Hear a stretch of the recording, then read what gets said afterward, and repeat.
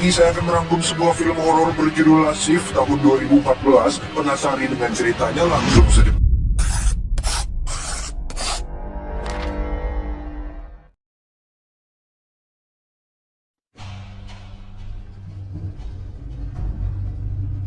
Berlatar di suatu malam di Amerika Serikat, kisah akan berfokus pada seorang polisi wanita bernama Jessica Loren. Ini merupakan tugas pertamanya dalam kesatuan polisi yang meskipun ibunya kurang setuju, Loren berhasil meyakinkan jika menjadi seorang polisi adalah suatu pekerjaan yang mulia. Just, honey, why are you doing this? I've been through a lot. I love you. Goodbye.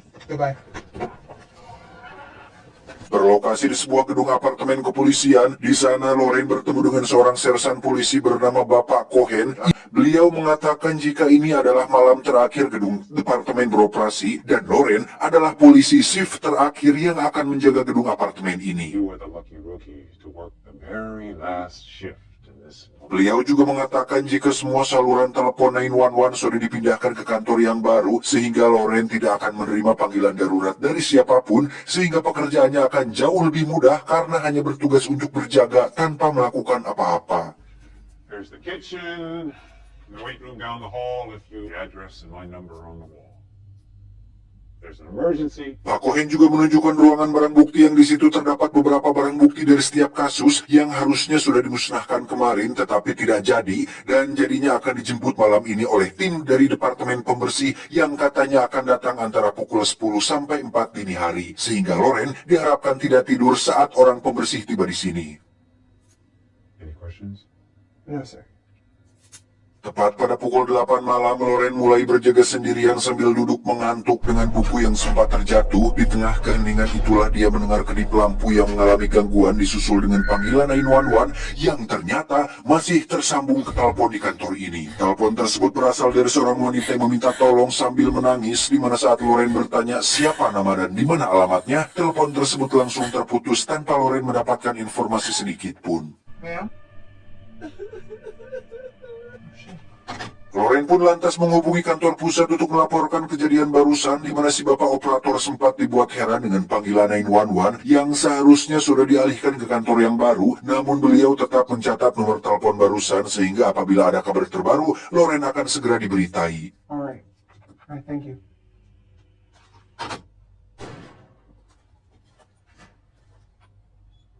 Tepat pada pukul 10 malam, Loren terlihat sedang memakan roti yang disediakan di kantor sambil menunggu tim penjemput barang bukti yang tak kunjung datang, di mana Loren benar-benar dibuat tidak selera makan setelah sehelai rambut hampir saja tertelan olehnya.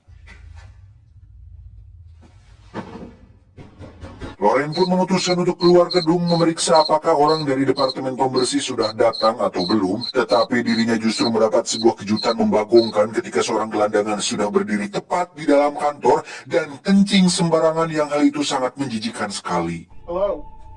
Sir! Jesus Christ. Get out! Setelah selesai membersihkan papang rausi gelandangan, Loren iseng memeriksa ruangan paling belakang di kantor ini, di mana di situ terdapat WC kotor yang sangat bau dan penuh dengan caduk alias podol yang sudah lama tidak dibersihkan. Namun di sampingnya terdapat ruangan loker yang masih bersih, yang ketika Loren menemukan sebuah foto ayahnya dan memandanginya, tiba-tiba semua pintu loker sudah terbuka yang membuat bulu bauknya seketika berdiri.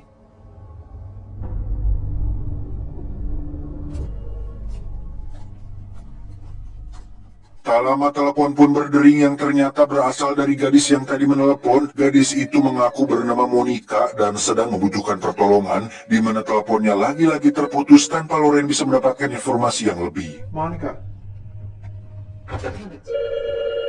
Telepon kembali berdering, tapi kali ini dari si Mas Departemen Pembersih yang meminta maaf karena tidak bisa datang tepat waktu karena dirinya masih ada urusan di luar, sehingga Loren diharapkan untuk sabar menunggu sampai urusannya selesai. Loren kembali membaca buku sambil bersantai yang tak diduga terjadi sebuah fenomena mistis ketika pintu lemari di belakang tiba-tiba bergerak sendiri, dan ketika Loren mencoba untuk tidak menghiraukannya, tiba-tiba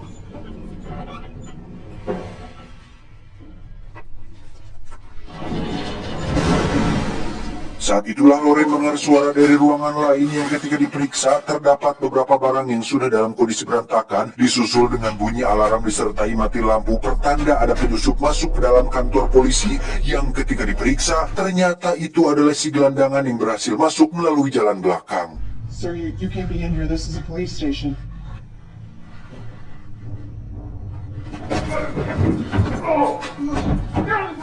Setelah berhasil dilumpuhkan, Loren pun menyeret si gelandangan masuk ke sebuah ruang kosong untuk dikurung di sana. Namun si gelandangan tiba-tiba ingin menyerang Loren sehingga terpaksa Loren mengeluarkan stun gun untuk menyetrumnya hingga pingsan. Yang ketika akan keluar, tiba-tiba pintu tertutup dan... If there's somebody out there, you need to open the door now. Ya, muncullah sesosok penampakan yang membuat Loren terkejut sampai-sampai membuat senternya terjatuh. Saat itulah senternya tiba-tiba menyala yang sepertinya diambil oleh si gelandangan. Namun betapa terkejutnya Loren ketika melihat si gelandangan ternyata masih pingsan, yang berarti ada sesuatu yang lain di dalam ruangan tersebut dan tiba-tiba... Who's in here?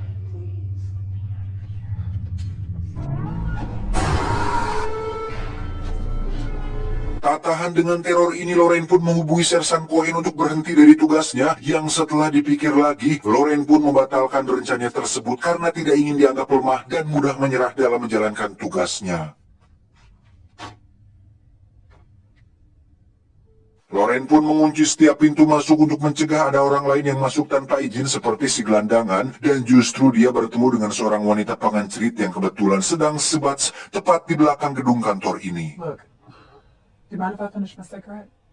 Just feel safer here. Terjadi sedikit perbincangan antara sesama kaum Hawa, di mana wanita tersebut bercerita jika dirinya sudah lama mangkal di sana dan kebetulan sedang berada di sana saat kasus terakhir yang terjadi di sini, sekaligus menjadi penyebab kantor polisi di sini ditutup dan pindah ke kantor yang baru. What are you referring to? Kasus tersebut melibatkan 3 bersaudara, 1 laki-laki dan 2 perempuan, di mana mereka menyebut diri mereka sebagai keluarga Paimon, sebuah keluarga pemuja raja neraka iblis yang meyakini jika mereka bisa mendapat kebahagiaan dan kesejahteraan melalui serangkaian ritual penumbalan. This wannabe Manson family? I think they were called the Payments. Keluarga Paimon telah menculik dan membunuh sejumlah gadis muda untuk ditumbalkan kepada Raja Neraka, di mana tindak kriminal tersebut berhasil diketahui oleh 2 petugas polisi, yang salah satunya ternyata adalah almarhum ayahanda Loren sendiri yang tewas pada insiden tersebut. Kidnapped and slaughtered those poor girls. Yes, they did. Ayah Loren dan 1 rekannya membawa ketiga anggota keluarga Paimon ke kantor ini untuk diinterogasi. Namun sesuatu yang tak disangka terjadi ketika keluarga Paimon membunuh 2 petugas polisi termasuk ayahnya Loren, dan kemudian bunuh diri dengan cara menutup kepala mereka menggunakan plastik dan gantung diri tepat di salah satu sel di kantor ini. Dan yang terjadi kemudian, tubuh ketiga keluarga Paimon dinyatakan menghilang dan belum ditemukan sampai saat ini. The bodies were gone. But don't worry, I'm taking my butt with me. Setelah si wanita pengencilit pergi, Loren pun kembali ke ruangannya dan sudah disambut oleh telepon dari si Monica, gadis tidak jelas yang sedari tadi meminta tolong tapi seperti tidak mau ditolong. Loren dengan sabar menanyakan beberapa informasi seperti nama belakang dan usianya, hingga diketahui jika Monica memiliki nama lengkap Monica yang berusia 17 tahun. I'm gonna help you. I promise you. Stay on the phone with me. I'm gonna help you. Loren segera menghubungi Mas Operator di kantor pusat, di mana dia akan segera menghubungi Loren setelah berhasil mendapatkan informasi mengenai nama Monica yang berusia 17 tahun tersebut. Loren kembali mendengar suara dari ruangan lain yang ketika diperiksa tidak ada apa-apa di sana kecuali beberapa kursi yang tersusun rapi, dan tiba-tiba Loren pun mencoba husnuzon atau mencoba berpikir positif jika semua ini adalah perbuatan para polisi senior yang ingin mengerjai seorang polisi junior sepertinya, dan benar saja tak lama muncullah seorang polisi senior bernama Price yang datang untuk mengunjungi kantor lama tempat dia dulu bekerja di sini. So, first night? Di dalam, Price bercerita jika dirinya sangat mengenal dekat dengan almarhum ayah Loren, dan pada kejadian malam itu dirinya kebetulan ada di sana bersama ayahnya untuk menangkap keluarga Paimon dan membawanya ke kantor ini, yang hal tersebut langsung membuat raut wajah Loren menjadi sedih. Are you okay?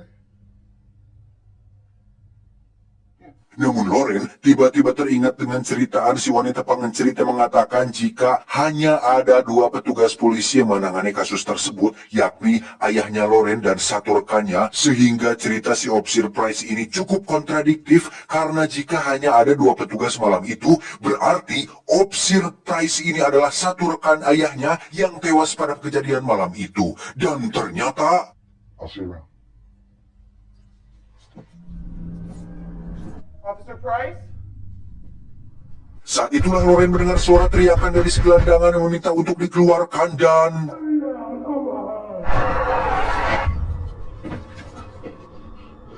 Ya, Loren mendapatkan teror yang lebih ekstrim dari sebelumnya karena dia tidak hanya diperlihatkan sekilas penampakan, melainkan diperlihatkan secara full ritual mereka yang salah satunya adalah ketika keluarga Paimon sedang menyanyikan ritual lagu kebangsaan Raja Neraka, yaitu Raja Paimon.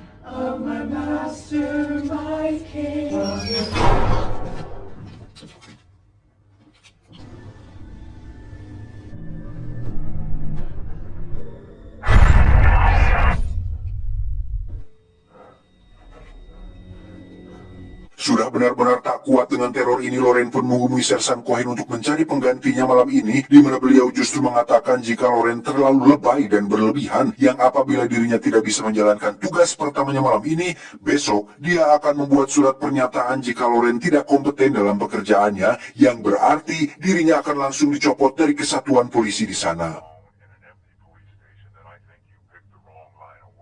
Alhasil Loren pun mau tidak mau harus tetap menjaga kantor ini setidaknya sampai orang dari departemen pembersih tiba di sini, dan Loren menemukan solusi efektif supaya bisa tetap bertahan, yakni dengan menghubungi si mas pembersih dan mengatakan jika dirinya akan menunggu di mobil sehingga Loren bisa tetap menunggu kedatangannya tanpa harus berada di dalam gedung ini. Alright, well, I'm gonna be waiting for you outside my squad car, okay? Dan baru saja keluar dari gedung, telepon sudah berbunyi lagi sehingga Loren terpaksa harus kembali masuk, yang dimana telepon tersebut berasal dari si mas operator yang sudah mendapat informasi mengenai nama Monica. Dan alangkah terkejutnya Loren ketika mendengar jika Monica ternyata sudah meninggal sekitar 1 tahun yang lalu, di mana Monica ternyata merupakan korban terakhir dari keluarga Paimon, sehingga hal ini menjadi sebuah kekeengan tersendiri bagi Loren yang berpikir, lah lantas dengan siapa tadi diriku berbicara? I don't understand. I was just speaking to her. I was... Karena merasa peduli, si mas operator pun akhirnya jujur dan sedikit curhat mengenai alasan kenapa kantor gedung departemen polisi ini ditutup. Semuanya berawal dari beberapa fenomena mistis yang mengganggu para petugas seperti kedip lampu, suara-suara aneh, dan serangkaian fenomena mistis lain yang akhirnya kapten dan seluruh anggota di gedung ini memutuskan untuk pindah tempat ke kantor yang baru. Dan Loren termasuk polisi pemula yang kurang beruntung karena harus menjadi shift terakhir yang menjaga gedung kantor ini sebelum resmi ditutup. Saat itulah ada foto terjatuh tepat di depan pintu yang ketika dilihat ternyata itu adalah foto ayahnya Loren saat beliau ditemukan tewas. Juga ada foto Officer Price yang tadi sempat bertemu langsung, disusul dengan kemunculan beberapa foto korban keluarga Paimon, yang hal ini tidak lebih dari hanya teror ilusi yang muncul akibat unsur supranatural.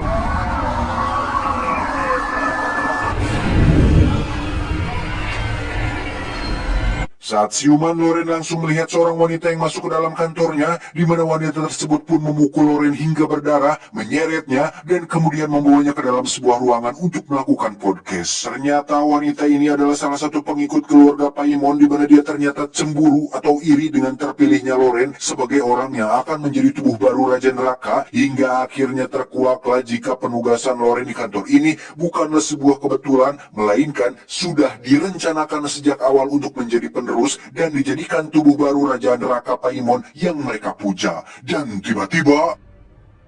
Should have been. So... Ya, si wanita pun menembak kepalanya sendiri karena kecewa tidak dipilih oleh keluarga Paimon. Lantas Loren pun kembali ke ruangannya dan langsung disambut oleh panggilan telepon yang lagi-lagi berasal dari si Monica. Loren mengira jika itu hanyalah orang iseng yang sedang mengerjainya, sehingga dia langsung memaki orang tersebut dan mengancam akan mencarinya. Tapi tiba-tiba gadis tersebut tertawa sangat tidak wajar, disusul dengan meja yang bergetar dan...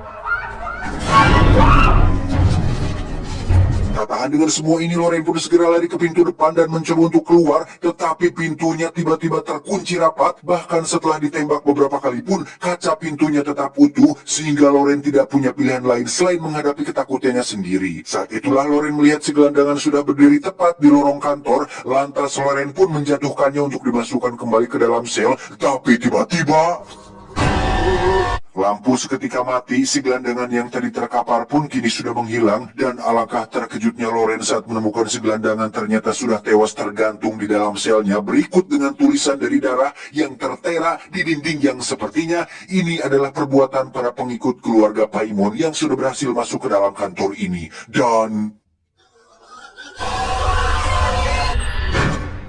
jantung Loren kembali hampir dibuat copot dengan serangkaian teror yang terjadi barusan, di mana saat dirinya hampir menyerah, Loren lagi-lagi teringat dengan almarhum ayahnya dan tidak ingin mengecewakan beliau, sehingga sekarang dirinya akan menggunakan kekerasan, yaitu pistol, untuk menghadapi siapapun, entah hantu atau para pengikut keluarga Paimon, supaya mereka berhenti mengganggunya.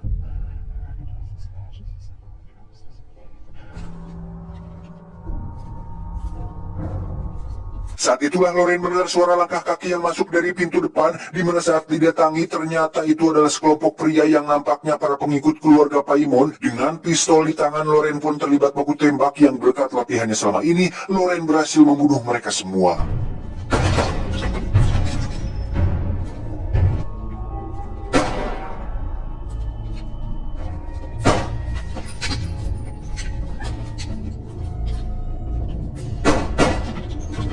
Tersisa satu pria yang sedang berusaha kabur melalui pintu belakang. Dia terus berbicara mengenai kebangkitan sang Raja Neraka, yakni Raja Paimon, yang ketika Loren sudah menembaknya, tiba-tiba dia ditembak dari belakang yang ternyata dilakukan oleh Sersan Cohen. Lo.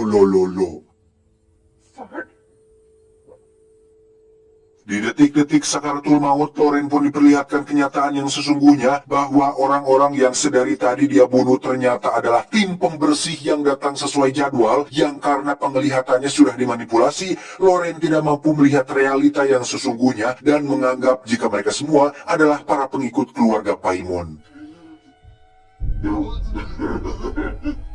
Sersan Cohen pun memanggil bantuan ke pusat dengan mengatakan jika ada petugas yang sedang terluka, dan tak lama muncullah 3 orang bersaudara yang merupakan keluarga Paimon yang selama ini dinyatakan menghilang, dan faktanya Sersan Cohen adalah pengikut keluarga Paimon, sehingga cukup masuk akal jika keberadaan Loren di sini sudah diatur sedemikian rupa oleh beliau.